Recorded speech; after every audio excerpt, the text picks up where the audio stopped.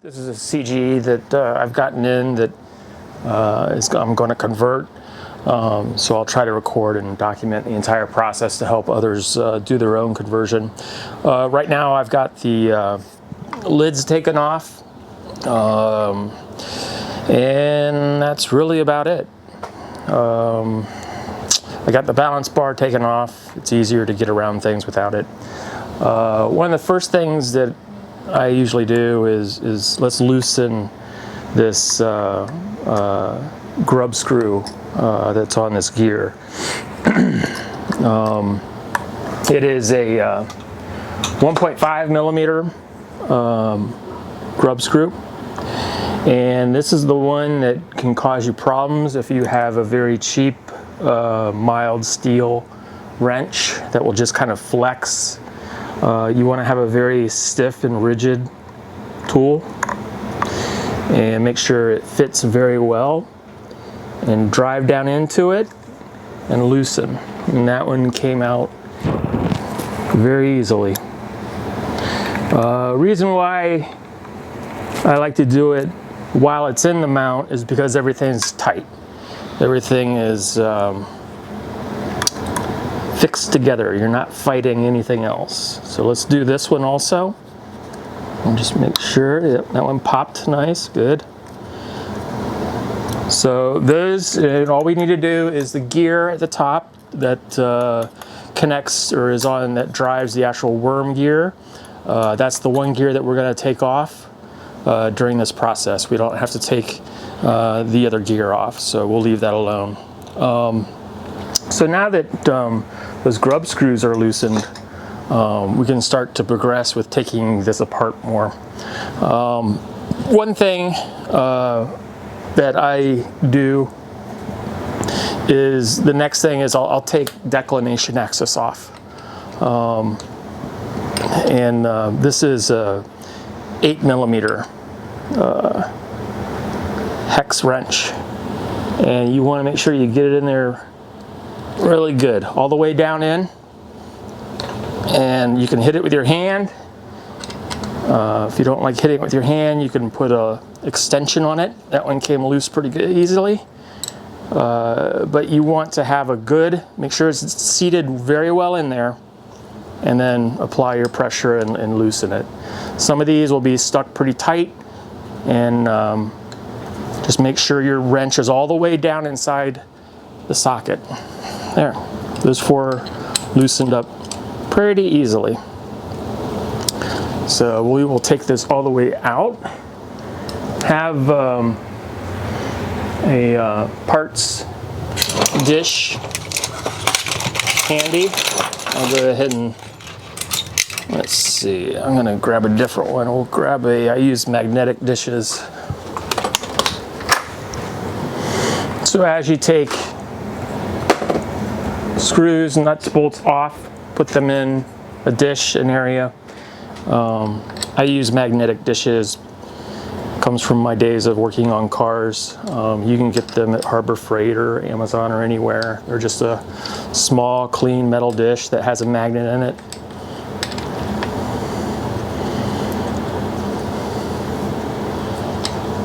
All right, so those four bolts are loosened and removed. We'll make space on the workbench for the declination axis, and you can see it just pops off there. It's indicated on there by two studs that go into those two holes. Note that this hole goes at the top. So we'll set this aside on the bench, and we'll work on that at a later time. Now that we got this off, let's wipe down this face just to keep things clean and organized. Next thing I usually do is start to take the PCB out. So this is held in with Phillips head screws. And put that in our magnetic dish.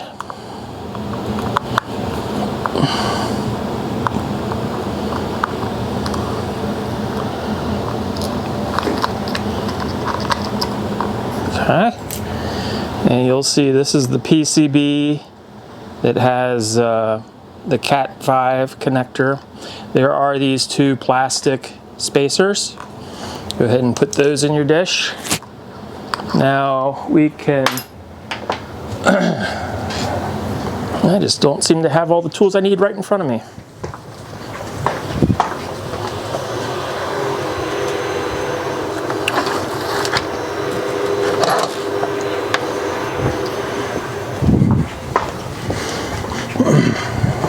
That's what happens when you have a garage, a workshop, several workbenches, as tools get spread out throughout the house.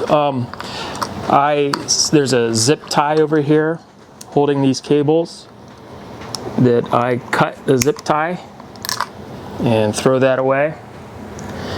And now these, and you'll see this particular mount, the wires are not even soldered on there. They're looped through these switches. That screw isn't tight either. So somebody's been in here on these switches and not sure why. Maybe homing or limit wasn't working or something, or they were getting an error. But these are some of the things that you can kind of find as you start going through your mount. So those are just some side cuts that I use to clip that. All right. Let's see. We don't really have to take that off. You can take off the PEC PCB. I think we're going to go straight to taking the 1/4 bolts out of this motor bracket. So you'll want to use a wrench, an open-end wrench, or a box wrench, a spanner. Some people call it. This is 11 millimeters. And make sure you've got a good grasp on it, and make sure you're turning it the proper direction. Sometimes when you're doing these bolts and you're looking at it opposite, you can turn them the wrong way thinking that you're loosening, but you're actually tightening. So do make sure your orientation is correct. So just like that,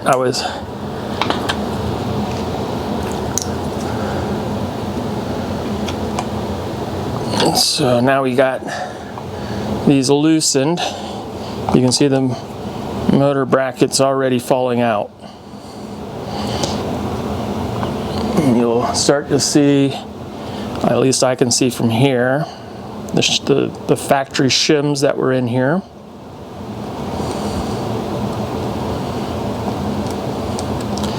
And get these bolts all the way out, and we'll put them in our dish.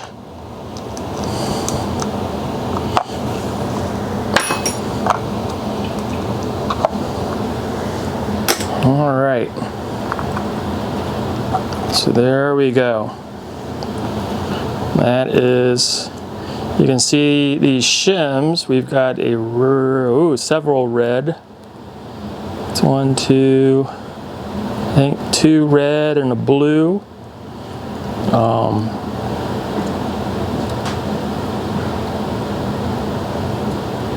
And again, 2 red and a blue, it looks like. So I usually note that. I have not figured out what Celestron's colors are on these shims yet. As I keep doing these, I'll try to collect data, but they can be a little hard to measure. But you can see there's the periodic error disc that passes through the optical sensor, the DC motor with the encoder, so we'll leave these switches in here for now so you can unplug them. I will say it's a good idea to go ahead and take pictures. Well, the SD card filled up, so hopefully this isn't too broken up, but I'll just kind of review what I think was not recorded. I do document what I'm going to unplug. So the top switch, the bottom switch, we will repair these, but do the do make note of which plugs go in where, just to know, because if you had problems with your mount before and now you're trying to fix them with this, you want to know what you started with and what you're going to. So just document everything. You can see the shims on this. If I didn't cover it while my recording was, the shims on this, there's 2 reds and a blue. The reds feel like 1,000th or so. They're pretty thin. The blues, hard to say, 20 thou maybe, who knows. I'll have to measure them, or try to with... So once the motor bracket's out, we can clean things up and check out the worm wheel. This worm wheel is very clean. Like I said, there was a white lithium grease on it. Usually Celestron uses a black. And I do remember I had mentioned that these switches, or the Celestron, they've got a relatively soft click. It's not a very positive click. I have replaced some CGE Pro switches. They've just gotten mushy, or I couldn't say it stopped working, but just not as positive of a click.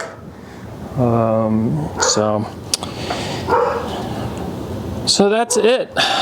We've got the motor bracket out. We will do the same with declination. We'll just do it on the bench where it's easier to get to these back 1/4-20 bolts. So it's relatively simple as far as getting things out. Getting things back in and transferring the gear over is another step that I'll record here. And we'll just show the process. We will repair these wires, get them soldered up, make sure they're on the right way, and make sure they're ready to go for the new kit. And so that's it for right ascension. So declination, I'll leave it up to you if you want to take the saddle off. It does make access just a little bit clearer. So we'll go ahead and walk through the process here. Go ahead and lock down your clutches. I am using a 1/4 inch Allen wrench. Fits very, very well. And just give it a little pop. Make sure it's in there. And a little pop. And we'll proceed to take these out.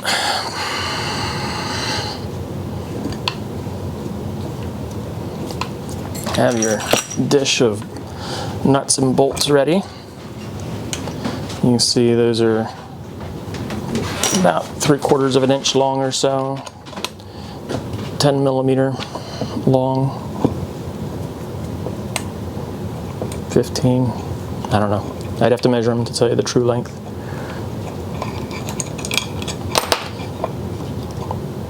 So you can see this indicating pin is down here, and this saddle is up here. Now I have found you can flip these handles if you want to.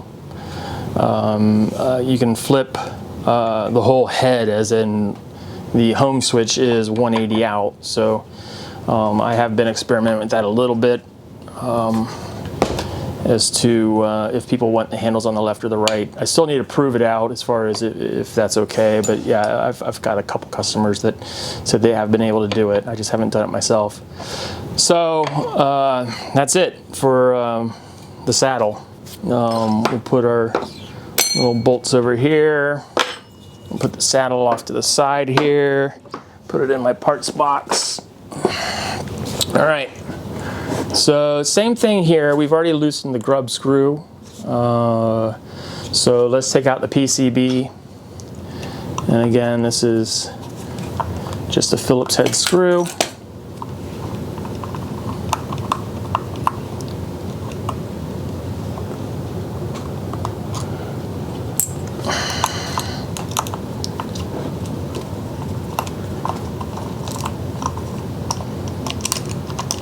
And there's the little nylon spacers that will fall out of there. We'll put those in our parts dish. So again, this is the PCB that comes out of here. Again, I tend to recommend take pictures. Take pictures of where it's plugged in. And, you know, with a lot of phone apps now, you can doodle on it and you can say what axis this was if you so want. So that declination was plugged into limit 1. So we'll hang this off the side. We'll grab our side cuts and we will take off this zip tie and throw that away. And now we can take off a 1/4 20 bolts. So you can see you want to have a good, and just pop those free. This will be a little bit harder. There you go, didn't have to do any kind of major torquing. So we've got shims popping out already. I see a red, I see blue again. So this might be the same shimming as RA. And we will take note of that and take pictures.